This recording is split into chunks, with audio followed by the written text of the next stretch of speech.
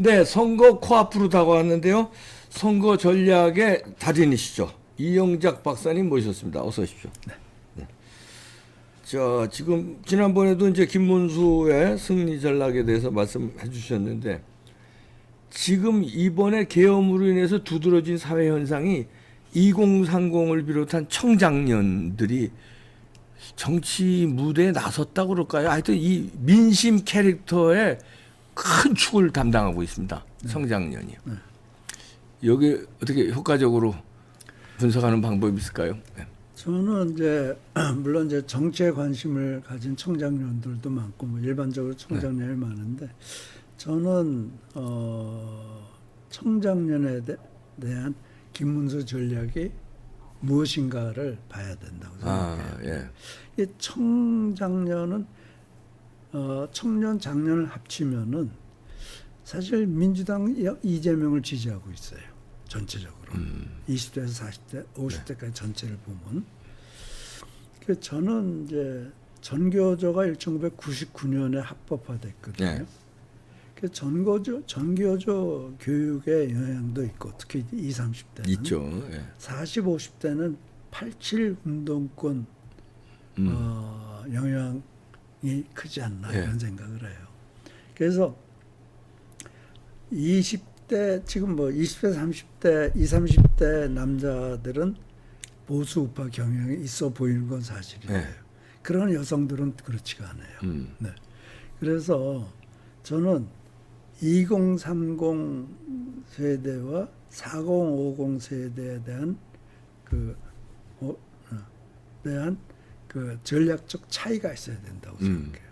그 메시지에도 어느 정도 차이가 있어야 된다고 생각을 해요. 그래서 이거 그럼 어떻게 달라야 되느냐? 저는요 4050 세대가 가장 민감한 부분이 뭔지 아세요? 글쎄 뭘까요? 세금. 세금, 그렇지. 이런 건 이 사람들이 맞아. 사회 중추 역할을 하고 있다. 그렇죠. 그래서 지금 4050이 가장 수입이 많은 시대.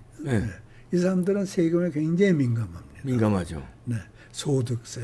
지금 소득세가 얼마나 높아요?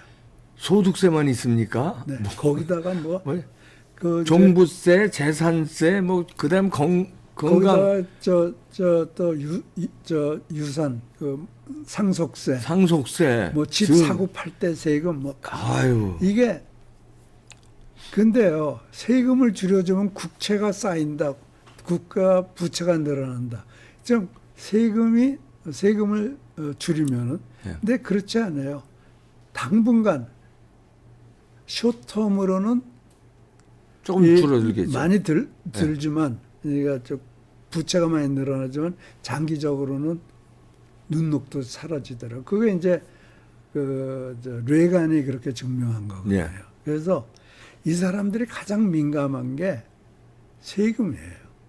그런데 세금 감세는 이재명이나 민주당은 못해요. 좌파는. 그렇지. 그러니까 우파가 4050을 끌어들일 수 있는 전략은 세금 전략밖에 없어요. 그래서 김문수 후보한테 제가 이제 과감한 세금 전략을 써라 이렇게 이제 말씀드렸고 또 제가 다시 말씀드리고 민주당 사람들 민주당의 국민의힘 사람들한테 다시 말씀드리는 거예요.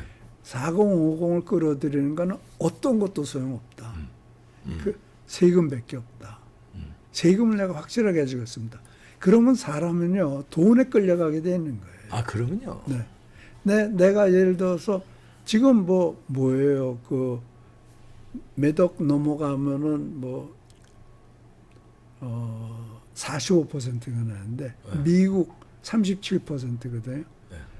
홍콩 16%. 뭐 홍콩은 이제는 어떻게 될지 모르지만요. 싱가포르 24%예요. 그러니까 사람 부자들이 싱가포르로 이민 가잖아요. 요즘 싱가포르가 핫해졌다고 그래요. 그래서 그 사람들 그러고 한국 국적 버리고 싱가포르 시민권 따요. 그러고 상속도 해요. 거기서 상속을 해버려요. 그 상속세가 없어요. 없으니까 거기서 애들한테 물려줘 버려. 그런데 싱가포르이 우리보다 못 살아요? 잘 세계 살죠. 제일 잘 살아요. 그 1인당으로는 제일 잘 8만 살죠. 6천 불인가 그래요. 우리가 3만 7천 불이 안 되는데 우리보다 5만 불 이상 수입이 많은 나라예요. 국민 개인 소득이. 그래서 저는 4050 전략은 세금 전략이어야 된다. 네. 2030 세대는 세금도 중요하지만 2030 세대한테 미래가 더 중요해요. 그래서 그리고 그 사람들은 이 공정과 정의를 굉장히 중요하게 생각합니다. 우리도 젊을 때 그랬잖아요. 그렇죠. 이 박사도 그렇고. 그렇죠. 네. 그래서 저는 청년들한테 미래를 위한 전략은 자유와 공정한 기회. 그거를 보장해야 돼요. 젊은이들은 공정성, 정의 굉장히 민감하거든요. 그래서 얼마만큼 자유가 보장되고 얼마만큼 공정한 기회가 있느냐 여기에 딸렸다고 생각을 해요. 그래서 저는 이런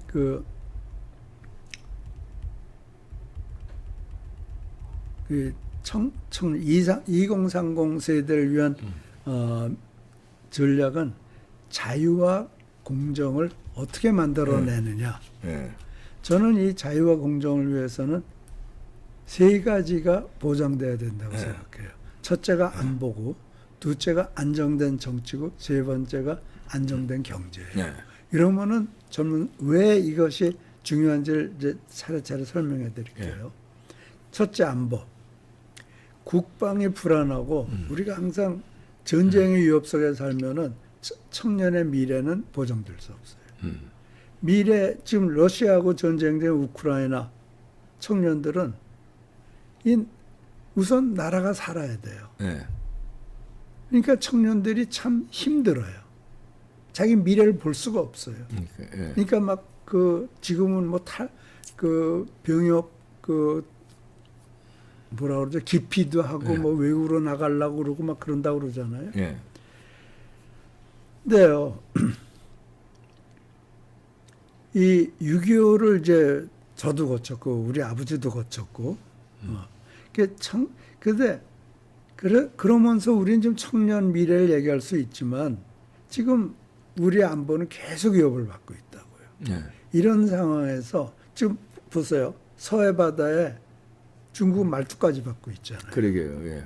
그러면은 이제 얼마 후에 중국은 서해가 우리 바다라고 그럴 거예요. 그러니까요. 그리고 한번 이미 얘기했지만 중국이 대만을 공격하게 되면 그건 반드시 한국을 먹으려고 그럴 거예요. 그게 중국 사람들의 속성이고 중국 사람들은 지금도 한국은 자기네 식민지라고 생각을 하고 있거든요. 그래서 지금 사실 안보가 굉장히 중요해요. 그러니까 우리 안보는 이제 지금 굉장히 예측할 수 없는 부분이 있는데 지금 미군 주둔이 가장 중요해요. 근데 지금 만약에 이재명이 이기면은 미군의 주둔이 보장이 될까요? 위협을 받죠. 미군을 점령군이라고 표현했어요. 이재명이가 자기 입으로. 그리고 주한미군 몰아내야 된다고 그러고. 그러니까 미국에서도 그 부분 상당히 신경 쓰고 있습니다. 그리고 북한도 위험하잖아요. 그런데 지금 이재명이 뭐라고 그랬어요? 더러운 전쟁이라고 그랬잖아요. 더러운 전쟁 대신에 굴종을 하자고 주장하는 거 아니에요? 그러니까 미군 철수 주장하고 중국에 쉐쉐하고 그런 세대가 오면 안 되잖아요. 그래서 저는 그런 중국에 쉐쉐하고 그다음에 미군 철수 주장하고 북한에게 퍼주고 이런 나라에는 청년에게 미래가 없습니다. 어떻게 미래가 생길 수 있어요? 그런 나라에. 그래서 청년의 미래의 첫 번째 스텝은 안보예요. 이건 보나마나 뻔한 거예요. 그래서 청년들에게 우리가 안보를 이렇게 만들어줄게. 너희 미래를 위해서는 첫 번째 안보야. 만약에 북한으로 들어가면 어떻게 될지 모르죠. 지금 북한 청년들 얼마나 비참해요. 그러니까요. 그래서 이번에 국민의힘을 지지해달라. 그래서 안보가 탄탄해야 너희 미래가 보장이 된다. 그리고 이를 위해서 김문수가 반드시 승리해야 된다. 이런 메시지가 있어야 돼요. 청년들은. 2030. 예. 2030. 2030한테 가장 중요한 건 안보예요. 예. 그래서 그런 안보에 대해서 얘기를 하고 안보가 없이 너희 2030은 미래 없다. 그 안보를 위해서 중국에 쉐쉐하고 북한에 퍼주고 하는 건 아니다. 우리는 대한민국에서 떳떳해야지 그래야 되는 거 아니냐. 그 다음에 정치 안정이에요. 네. 이 둘째가 정치 안정인데 정치라는 것은 다양성이 보장되고 정치 세력 간의 견제와 균형이 있어야 발전해요. 네. 그리고 견제와 균형이 있어야지 정치가 안정이 됩니다. 네. 일당 체제의 정치는 반드시 독재와 부패를 낳게 돼요. 그럼 청년들이 할 일이 뭐예요? 반독재 투쟁 아니에요. 그렇죠. 네. 길에 나가서 싸워야 된다고요. 네. 그게 역사가 증명해요. 우리는 그런 시기를 거쳐왔어요. 그러니까 이 박사도 봤고 나도 네. 봤어요. 청년들은 지금 2030을 못 봤어요. 그렇지만 봐라. 이게 우리가 불과 한 30여 년 전에 네. 이랬다. 30여 년 전에 지금 4050들은 길에 나가서 돌멩이 던지고 싸웠다. 네. 그런 미래밖에 없는 거다. 만약에 전국이 불안해지고 독재가 다시 된다면. 그래서 그런 역사를 우리가 거쳐왔어요. 그 청년들에게는 정치회 기회도 있어야 되는 거예요. 그 정치의 기회가 열리려면 자유민주주의가 보장돼야 돼요. 자유민주주의가 없고 독재면은 어떻게 청년들한테 정치의 기회가 열리겠어요. 또 다른 기회도 안 열려요. 그래서 이번 대선에서 이재명이 승리하게 되면 입법권, 사법권, 그다음에 행정부까지 전부 다 장악하면서 네. 견제와 균형은 사라지고 정치의 다양성도 사라지고 독재와 부패가 살아나고 전국은 불안해지고 청년들은 다시 길에 나가서 반독재 투쟁을 해야 되는 거예요. 그러면은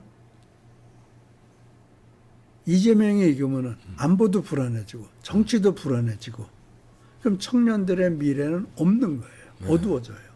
그래서 그 청년들의 미래를 보장하는 정치 안정을 위해서 국민의힘 김문수가 반드시 승리해야 된다. 저는 이게 굉장히 중요한 메시지라고 그럼요. 생각해요. 그리고 세 번째로 네. 경제 발전이에요. 그 안보와 정치가 안정되더라도 국민의 주머니와 기업의 돈이 있어야 돼요. 돈이 없으면 뭘 할 수가 없잖아요. 네. 그러니까 옛날에 박정희 대통령이 세계 각국을 다니면서 원조 또는 차관을 받으려고 그러는데 얼마나 어려웠어요. 그래서 아무튼 차관도 받고 원조도 받고 해서 그 돈을 갖다가 가지고 우리나라 경제를 발전시키고 지금 세계 최빈국에서 세계 10대 경제 강국이 된 거 아니에요. 네. 그래서 저는 소득세를 낮추고 중산층과 서민의 주머니를 채워주고 법인세를 낮춰서 기업이 돈을 벌어서 재투자할 수 있고 상속세를 낮추고 그래서 상속세를 낮추면 일하고 돈 버는 것에 대해서 보람이 있을 수 있어요. 그리고 저는 소기업에 부가가치세 줄여주고 그러면 청년들이 기업을 시작했을 때 소기업이란 말이에요. 그럼 거기서 나오는데 뭐 부가가치세 내고 뭐 그러면 아무것도 못한다. 그래서 예를 들어 소기업의 경우에는 뭐 부가가치세를 줄여준다든지 그다음에 서민들한테는 생필품 부가가치세도 상당히 큰 부담이거든요. 부가가치세 10% 아니에요. 거기다 또 소득세 있고요. 그러니까 그런 거를 낮춰주면서 영세기업, 소기업이 살아나도록 하고 그러면서 청년들이 20대, 40대 청년들이 기업을 시작한다면 소기업이나 영세기업 아니에요. 그 사람들한테 기회를 줘야 돼요. 그러기 위해서는 돈이 있어야 돼요. 그래서 저는 이런 방식으로 이 청년들한테 일자리와 기회를 열어줘야 돼요. 그런데 우리가 10년, 20년 후에 뭐를 어떤 일자리가 있을지 어떻게 알겠어요. 근데 이 박사한테 물어볼게요. 예. 이 박사가 미국에서 공부할 때 예. 내가 한국 가서 유튜버가 돼가지고 꿈에도 몰랐죠. 그렇죠. 그런 직업도 없었죠. 그런 직업도 없었어요. 직업도 네? 없었어요. 네. 그럼 지금 20대, 30대 청년들의 미래 직업은 그들도 모르고 우리는 물론 모르고 우린 물론 상상도 예. 못 그렇죠. 하고. 네. 이게 변화가 이제 더 빨라지니까. 네, 더 빨라져요. 네. 그러면은 그것에 적응을 해놔야 되는데 국가는 절대 그거 적응 못 해놔. 못하죠. 네, 국가는 적응 뭐 못 해놔. 절대 못하죠. 그렇기 때문에 청년들에게 자유를 줘야 된다는 게 그래서 저는 청년들에게 자유 이상 중요한 게 없고 그다음에 기회를 만들어줘야 된다는 거예요. 네. 그래서 안보가 있어야 되고 그다음에 정치 안정이 있어야 되고 세금을 줄여줘야 되고. 국민들 주머니에 돈을 채워주고 그렇지. 그렇게 함으로써 청년들한테 기회가 생기는 거예요. 그런데 안보가 불안하고 정치가 독재가 되고 세금으로 길을 막으면은 아무것도 안 돼요. 세금 낮추는 일 민주당은 절대 못합니다. 이재명도 절대 못해요. 이재명이 집권하게 되면 반드시 독재돼요. 이재명이 집권하게 되면 중국한테 쉐쉐하고 북한과 대결해서 더러운 전쟁을 우리가 왜 하느냐 그걸 퍼주기 시작할 거고 한미관계 또 한일관계는 또 최악으로 망가지고. 그러면은 청년들한테 미래가 없어지는 거예요. 그래서 저는 이번에 김문수가 승리를 해야만이 청년들에게 기회가 열린다. 네. 이런 얘기를 당에서 해줘야 돼요. 저는요 안보의 위협이 없고 정치가 안정이 되고 자유가 보장이 되잖아요. 네. 이런 나라에서만 스티브 잡스가 나타나고 빌 게이츠가 나타나고 일론 머스크가 남아공 사람인데 카나다로 갔다가 미국에 와서 그러게요. 하잖아요. 그래서 저는 이런 세계적인 기업을 일으킬 수 있는 환경이 우리 젊은이들 요새 뭐죠? 핑크 그 케이팝. 예, 케이팝. 예. 그 또 BTS. 예. 다 그 자유 정신이란 말이에요. 네. 그리고 걔네들한테 기회가 열려 있잖아요. 네. 그래서 그렇게 된 거예요. 그래서 저는 미국이 이제 그 세계 경제를 지배하는 것은 청년들에게 일자리와 기회를 보장하고 그 청년들은 거기서 주어지는 자유와 정부가 만들어준 국가가 만들어주는 기회가 있기 때문에 미래를 개척할 수 있는 거예요. 미국은 미래를 개척하는 나라예요. 네. 이런 자유와 기회가 있기 때문에. 그런데 지금 우리 지금 이번 대선은 이런 기회를 계속 가지고 우리나라가 발전할 것이냐, 아니면은 이재명이 집권해서 우리 안보는 불안해지고 정치는 독재가 되고 경제는 세금을 더 올려서 기회를 더 닫아버리고 이런 미래가 되는 선택이에요. 그래서 저는 김문수는 나는 청년들을 위해서 안보를 보장하고 또 정치를 안정시키고 그런가 하면 김문수가 대통령이 되면 적어도 행정부를 가지고 있으니까 여야의 어떤 균형이 이루어지는 거 아니에요? 네. 체크앤밸런스, 그렇죠. 현재 균형이 이루어지는 거라고요. 그다음에 세금을 줄여서 국민들한테 주머니 채워줘가지고 경제 발전하고 그래서 자유, 기회 이런 거를 보장하는 그런 것을 공약을 한다면 그것이 저는 청년에게 대한 미래지. 청년들한테 돈 퍼준다고 되는 거 하나도 없어요. 돈 퍼주면요 이 나무도요. 이 집에서 기르는 나무도 물 너무 많이 주잖아요. 그럼 뿌리가 썩어서 죽어요. 그러니까 자기네들이 알아서 해야 돼요. 물도 자기네들이 알아서 마실 만큼 마시고. 그래서 저는 청년들에 대한 거는 특히 2030에 대해서는 상당히 가장 중요한 거는 자유와 균등한 기회가 보장돼요. 정의와 공의가 보장되는 그런 제도를 국가 제도를 약속한다면은 저는 청년들이 김문수한테 돌아오지 않을까 이렇게 생각합니다. 그게 이제 이게 뭡니까 반사 효과가 있어서 그걸 강조하면 저쪽을 공격하는 포인트가 돼요. 네. 왜냐하면 저쪽은 감세 못하니까. 네. 쟤네들은 그 감세하면 지네들 지지층이 반대하니까 감세 못하거든요.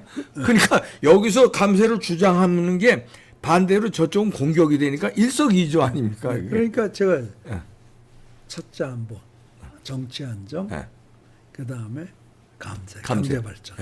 이 세 가지예요. 근데 정치 안정이라는 것이 이재명의 승리는 정치를 불안하게 하고 독재로 간다. 그러니까 반대가 되는 거죠. 그렇죠. 그렇죠. 그래서 정치 안정을 위해서는 반드시 견제와 균형이 필요하다. 그리고 정의와 공의를 이루기 위해서는 반드시 정치가 안정돼야 된다. 그러기 위해서는 독재는 안 된다. 그런 저는 청년들한테 김문수가 이런 메시지를 전달해야 된다고 생각합니다. 네, 김문수 캠프에서 이 방송 꼭 봤으면 좋겠네요. 이영작 박사였습니다. 감사합니다.